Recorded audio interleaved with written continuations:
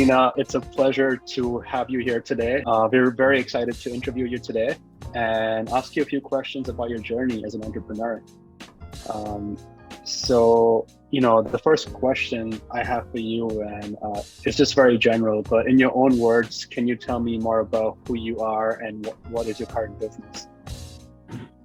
Hi, Mihir. Thank you for having me here. I feel very privileged that you asked me to be on this podcast. You helped me out quite a bit. And I own a hard candy manufacturing facility. We're a very niche product. We only make hard candies. It's a company that's been around North Carolina for almost 100 years. And my family and I purchased it when it went into foreclosure back in 2008. And that's when it went into foreclosure. And my family and I purchased it in 2013 and brought it back, making the candy the same way it's always been made. All our candy is made by hand, literally hand blended and hand molded. All flavors is what we're known for. Peach is our number one flavor.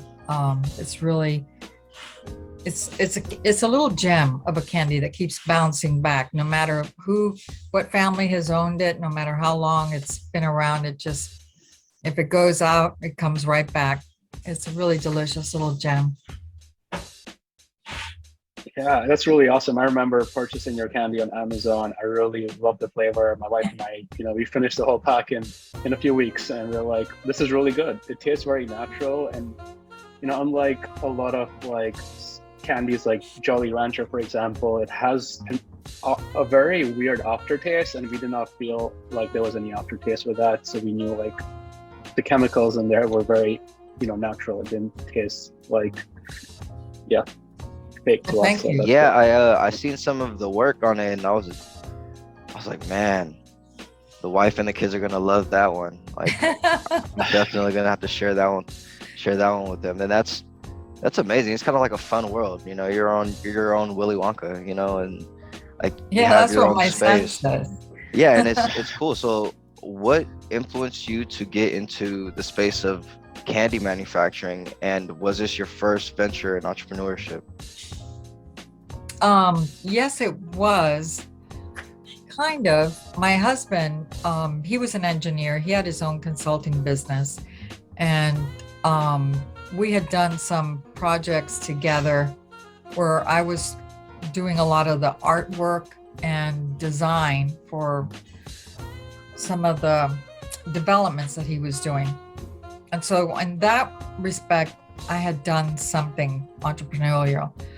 But other than that, I hadn't done anything like this before. But I had always dreamed of having my own little company. My daughter, she studied culinary, and I was hoping that we would do something like my dream was to open up one of those little European coffee shops that have like the little pastries, and you go in and just have a nice cup of coffee at whatever hour of the day and find nice little pastries.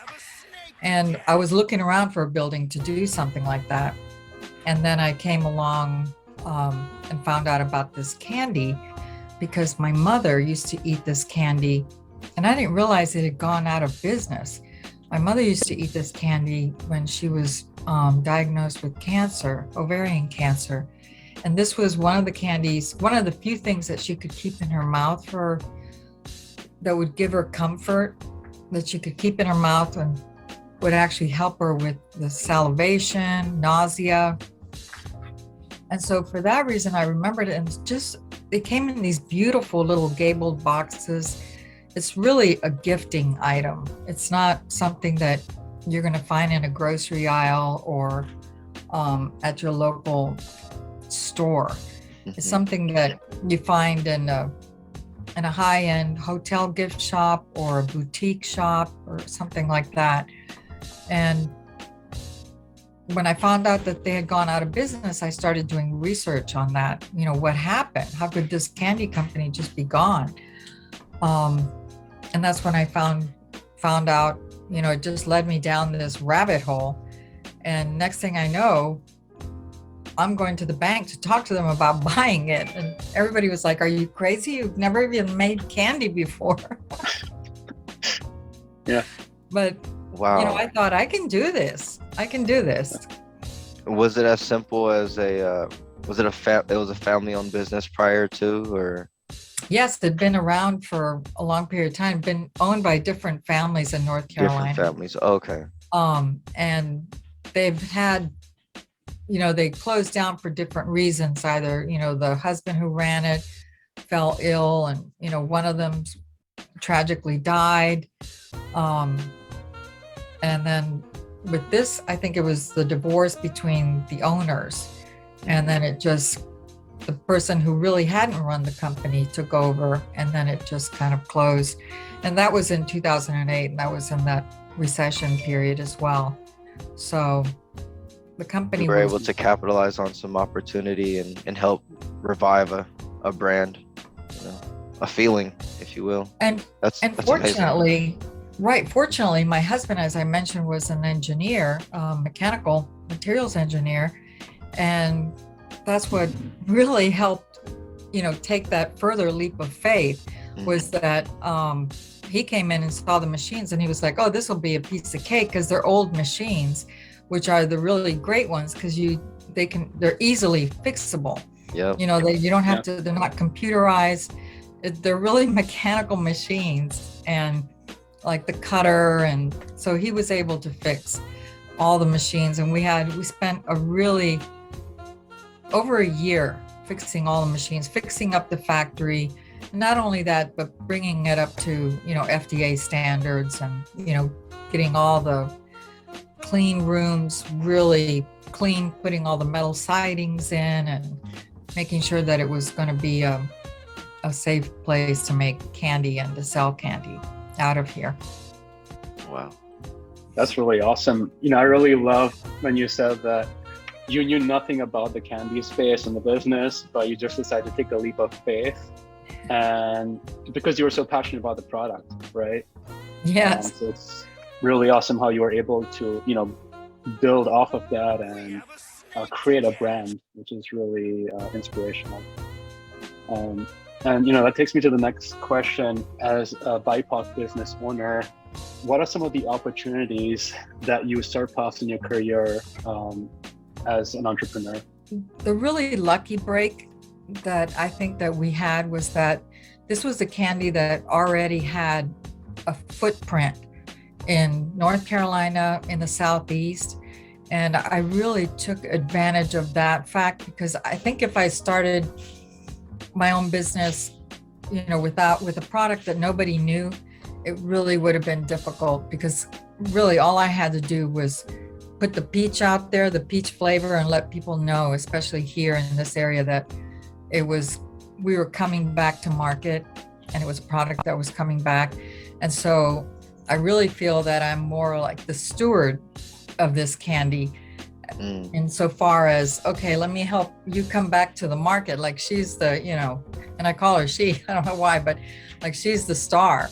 And so bringing Peach Buds back was really not such a big deal, because so many people had missed that candy and they were so happy that it was back. The challenge that I had, the challenge in that was that, they were using artificial colors before. And so we took that next leap and went to all natural. And now we're actually using organic ingredients as well, and making all our ingredients clean. And that took a while for us to even learn that process of doing that. And that was a challenge, but we managed it. We got over it.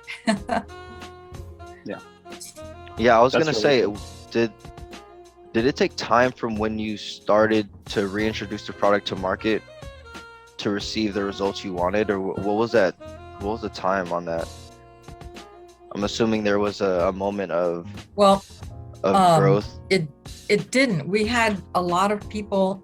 There were quite a few sales representatives that had represented this brand, and so we were very lucky that I knew to go to the trade show in New York and the trade show in Chicago. And once people, the old sales reps, once they saw the brand, they were happy because, oh my gosh, this is coming back. This was a great brand to represent before. So they were happy to represent it again. And it took a while to get stores because it had been closed from 2008 to 2013. And really in the market space, that's a long period of time to be off of any shelves or out of anybody's life. And, there are big changes in the candy industry in that period of time. All of a sudden, gummies and chewies and licorice, gum just like exploded on the market. So we had a lot more competition. And we really had to find that niche where we stand now, and just really making our mark in our little way. Yeah, you mentioned what 2008 provided you in terms of the opportunity to get into the space. More recently, we had a pandemic, and there was a large time where many people around the world didn't know what to do.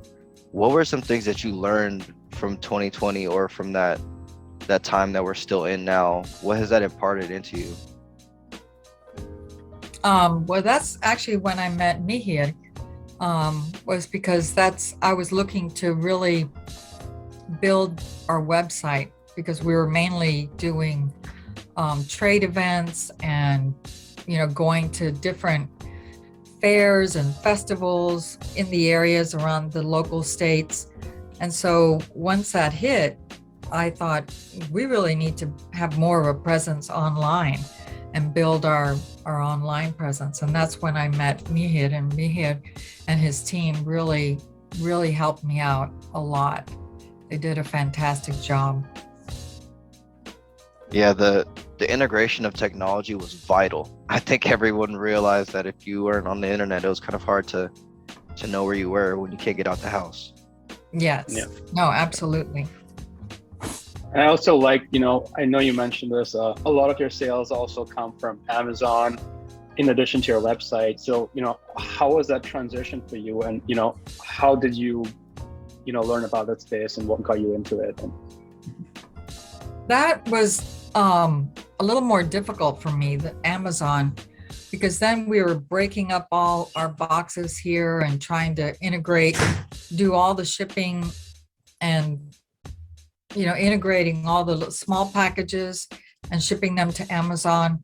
And then we found, other people that worked on Amazon that would handle all of that. And we would just ship them the product, and then they would put it together in all their little different shipping bags, and how the people were ordering that. And that just proved to be, the logistics of it, that just proved to be better for us. And we've kept that going the same way. So you're a Prime member? Yeah. So they have that's amazing. That's pretty cool. It's really cool how, platforms like Shopify and Amazon have completely changed the game for many entrepreneurs. For example, Bagua has a Shopify store, and he sells e-commerce merchandise. Oh, really?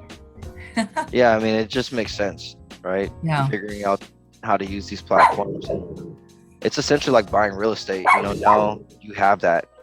You have a real estate stake on the internet for your business and, for your family moving forward. So that's amazing for sure. Yeah. So Dena, what are some of your top 3 inspiration figures in time and history? It could be a celebrity, it could be an influencer, it could be a relative or a family member that have really helped shape your journey of being an entrepreneur. I would have to say the number one person that comes to mind is my father. He was and my grandfather. I come from a long line of entrepreneurs, and they were risk takers as well. So that's where that other element comes in, of taking this big risk. because you have to be, as an entrepreneur, you have to have some of that in you. And my father had started the local national airline of Honduras back in the 60s. And so that I grew up watching him, and he started with old warplanes and built that up from old warplanes, C-46s and DC-3s into, where he was then on 737 jet. And watching him go through what he went through and always being so proud of him. And he would always say to me, you have it in you to be an entrepreneur as well. You have it in you, Dena. Don't forget that. And he always kept telling me, you really need to start somewhere. And I didn't even start until I was 50. So with this company. It's never too late. It's never too late. Yeah. No, it's never too late. I mean, that is absolutely the truth. That it's never too late. That's very awesome and inspiring. Not a lot of entrepreneurs, start very late, but there are like some of them who do amazing. For example, I read an article about the person who started KFC. He didn't really start the company until he was like in his late 60s. Oh my gosh. And what inspired him is he got a check from the government because he was in a very low income tax bracket, and that check was a very measly amount. And, he was almost to the point where he wanted to end his life because he was very depressed, and he worked, for many decades, worked very hard, and he didn't feel like he got what he, wanted. So he just decided to do what he loves best, and he decided fried chicken. And that's something he knew how to do really well, and he used that to his advantage, and he went door to door and sold fried chicken, and that's how he became very popular. So that's amazing. I love stories like that. It's definitely any time, the time of the present, I feel like is when you can act, and you'll see those moments, they'll come to you. Is there anyone else that you think throughout history that has impacted you in a meaningful way? I would say, Warren Buffett, because he purchased See's Candies, and See's Candies was just a small little candy company, just like Butterfields, but they make chocolates in San Francisco. And it was run by the mother and her son, like myself and my son now. And he really liked these chocolates. And See's Candy, the model of their business, is something that I aspire to, where it's not a candy that you're going to find in the grocery store. It's a very unique candy, and you're going to find it. It's a gift. It's something that you give to somebody because you want to tell them you love them. If they're in the hospital for whatever reason during a holiday. And that's how I see Butterfields. It's sort of the same template. And so I sent Warren Buffett a gift set of candies a couple years ago, and he wrote me back and thanked me. That's which amazing. I thought was awesome. That to me was just the most awesome thing, and I never expected it. I came driving over here to the factory out in the middle of this tobacco field again, and I go to my little mailbox that gets hit by tractor trailers all the time, and there was a letter in there, and it had no return address. And I just, what is this? I opened it up, and it was this beautiful letter, a really beautiful letter from him. Wow. And he said, I tried the lemon buds, and they reminded me of my childhood. And that just really touched me, because I hear that all the time from our customers, because that it takes them back. It's a nostalgic appeal, when you're eating hard candies. So Warren Buffett approves your candy. That's wild. That's amazing. That's wild. It's something that you should put on your website. Warren Buffett approved it. Yeah, I think that's also inspirational that you're working with your son, and you've helped integrate your family, and I think that speaks to the next generation. Like, he knows the work that you put in, and it's not something that he'll give up so easily now, as Oh, opposed I to know. being, Yeah. you know, he's gonna be fighting for it tooth and nail just as well, you know. And that's a big achievement. That's a really big achievement. So tell me, is one of your next big goals to start having boutique shops and curating that experience, like you are inspired by C's Candy, or what are some things you have up in the works? Well, I'll have to find an investor like Warren Buffett, because that's what he did. He invested in C's Candy. And when I asked him in another letter, you know, are you still interested in candy? He was like, oh, I think that was my one only investment in candy, because that's a tough world. And I found that interesting. It is a tough world. It's very competitive, my gosh. But, you know, I do see, it's unbelievable to me, the opportunities that have come to us. We have been so lucky, and my son and I, and thank you for saying that, Bagua, because I love working with my son. I don't know that he would say the same about me. It's still mom and son relationship. I mean, even I have that relationship as well. Yeah. I'm sure he appreciates it. And, you know, especially as he gets older, he will appreciate it even more. So, yeah, he has really learned a lot working here, because, you know, I've sent him off to, you know, schools for the confectionery industry, getting certified, you know, making sure that he knows how to make the candy correctly. And he's the best guy for making candy now. He's just like the best confectioner. And then running all our packaging machines. He does all the maintenance and It's all in-house. It's all in-house. It is all in-house. And he's gotten to be so good that, you know, whenever we call the tech people over at the other, one of the packaging machines that we have, they're like, oh my God, nobody knows that machine better than Harry. So no, that's a blessing. That's a blessing. It is. I love hearing that. But we've been lucky with working our own brand, and then people find us and they want us to represent their brand, you know, with our candy. And that has been a really nice thing. We've worked with, you know, a few people that, you know, we do a private label for them because they love candy so much. So that's worked cool. out nicely, doing partnerships like that, collaborating. Kind of like how M&M's has the personalization on the candy, where you can write your name or something like that on their M&M's. Oh, wow. Yeah. Oh, I didn't know that. That's cool. Well, it just makes sense, right? You know, you have the space, people love the taste, and, you know, if you can have it for a wedding, you know, or a graduation or something like that.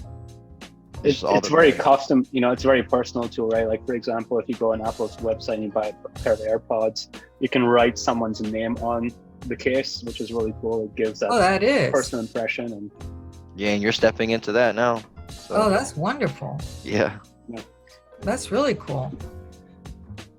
I know, that's the thing. You young guys, you guys are so creative. You come up with these wonderful ideas and then you just implement them so quickly. It's really beautiful. It's a beautiful thing. No, thank you. You know, it's an experience. We're standing on the shoulders of giants, you know, for sure. So, Dena, it was a pleasure, you know, interviewing you today. Do you have any final words to say? I guess, you know, my thing is all the hard work that you put in the beginning, it really makes you feel good when you see down the road how far you've come. I know it feels sometimes like we're just not, we're not really making, you know, progress, but then we look back and we're like, wow, we have come so far. We've done so much. And that really is a wonderful feeling. And of course, customers calling and just saying, thank you for bringing the peach buds back. It always brings a smile. No, that always brings a smile. Shout out to the peach buds. I haven't even tasted them yet, but now I have to try them. You have to. Oh my God, they will. They'll put a smile to your face really quick. Yeah, I love that you transition with the market. That's, you know, that's entrepreneur 101. You just have to transition, and you made it a part of you. So that's really cool. Yeah, and it all started with your passion for candies and how you were able to use that to your advantage, and just digitalize it, right? Build an online presence, sell on Amazon, and modernize it, which is really cool. Ancient with a touch of modernism, right? It's right. really awesome. Yeah, well, we have to definitely let the audience let them know about what's going on there for sure. I'm gonna, share my screen so you can see the website. But everybody who's watching this, definitely check this website out. Warren Buffett approves it. It's the most scrumptious and delicious candy that you'll eat, and it's all natural, and it has organic ingredients. So butterfieldscandies.com. All right. Man, thank you so much for your time. Thank you. That was fun. Thank you.